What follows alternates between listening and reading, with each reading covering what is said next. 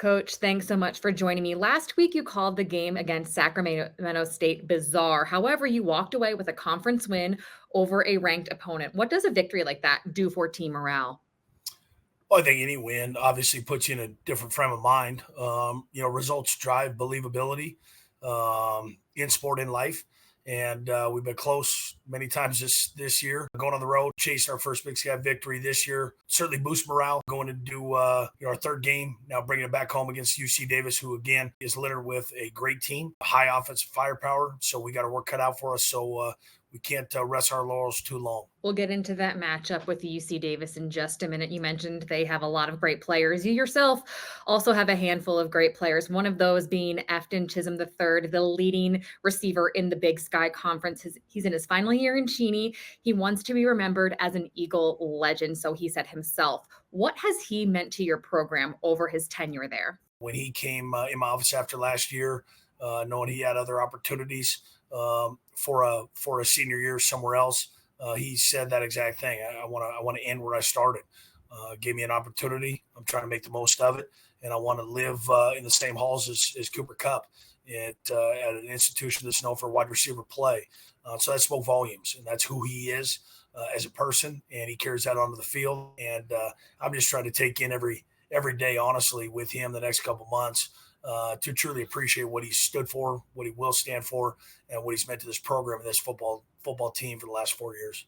Of course, the guy throwing Efton Chisholm the ball is quarterback Kakoa Vesperis. He ranks in the top 5 in the conference in passing yards, 0 interceptions this season. How would you assess his decision making under center?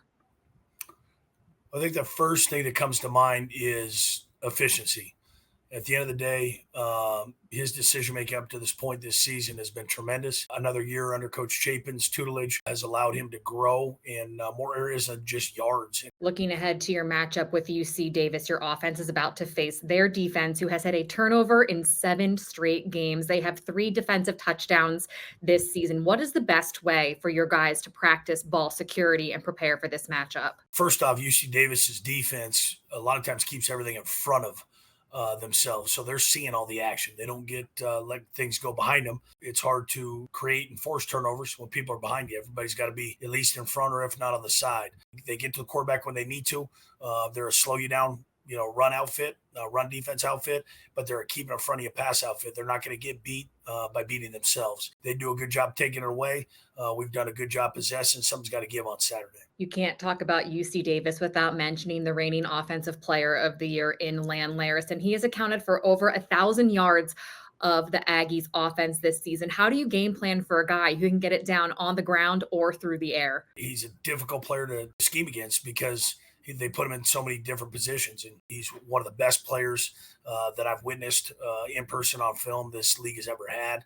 He just gets it, football IQ out of this world. You can just tell from a distance that he's not only able to do what they ask him to do, but then go above and beyond with his intangibles.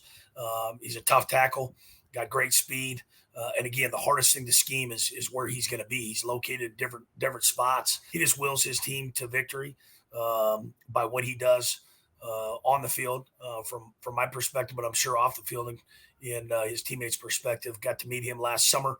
Incredible human being, not a loud talker, but I'll tell you what, his ball is loud enough for us.